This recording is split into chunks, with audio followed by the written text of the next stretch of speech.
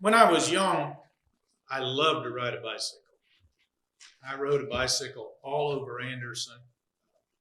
We would go to a state park on Friday and return on Saturday so we could go to church.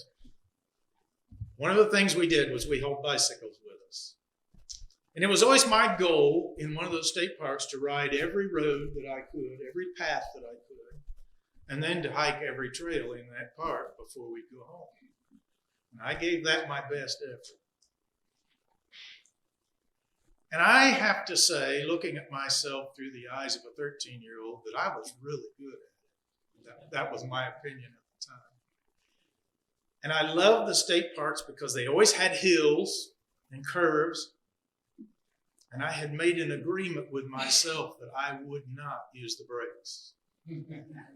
We had poor brakes anyway back then. Even the old coaster brake bikes, you just pedal backwards to make that thing slow down. That was the only brake on the bike. So I can't even tell you what state park this happened in, but I came to this hill and I sat at the top of it and I thought, oh, that's a good one. It went really steep and it disappeared around a curve. And that was my favorite, to just really be flying. And I developed a lot of trust in those little skinny tires that they would hang onto that road and I could make it. And I did. I ran that hill and it was fun. I got to tell you, it was a blast. I never touched the brakes.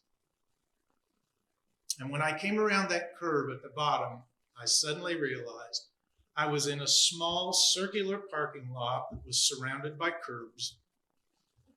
And it wouldn't have mattered had I used the brakes or not. To this day, I don't know whether I did or not, but it was too late when I got to that parking lot.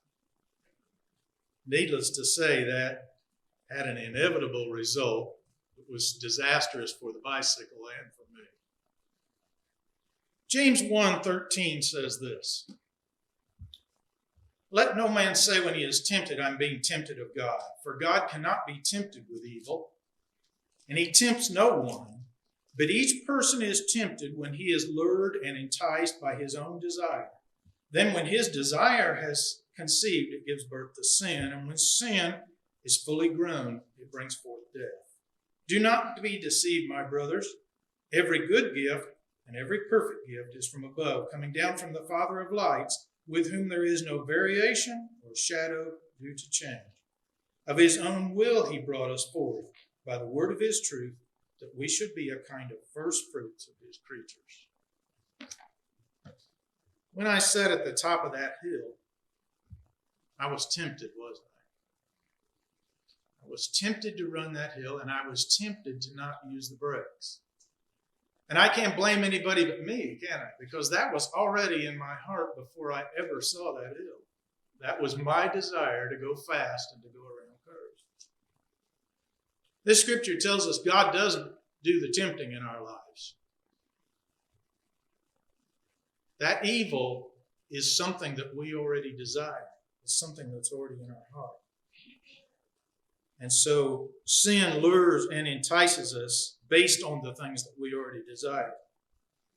Temptation, then, when it's succumbed to, leads to death. And we ought not be deceived like so many are when they blame God because things go wrong in their life. It's not God's fault. The good things come from God, the scripture clearly tells us. The temptations do not come from God.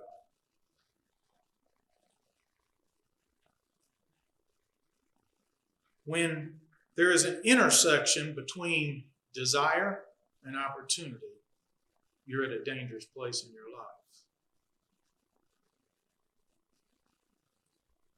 The temptations that we're faced with, if you've been doing this any time at all, you know they're not random. Satan doesn't just throw temptations at you until he finds the one. You've already revealed to him what you're tempted with.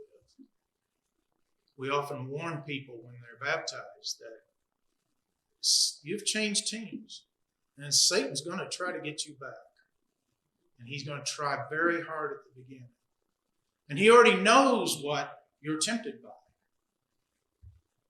So we have to prepare ourselves to watch for those things that are a temptation to me. I don't have to worry about a temptation to drink. I don't have that. But I have to worry about other temptations that do reach my heart. And so when we stand at that intersection of desire and opportunity, we better use the brakes. As one guy said, temptation to sin is like riding a bike downhill. You better use the brakes, and you better use them often. And then when you understand your own desires and you know where they are, we need to do our best to eliminate the opportunities.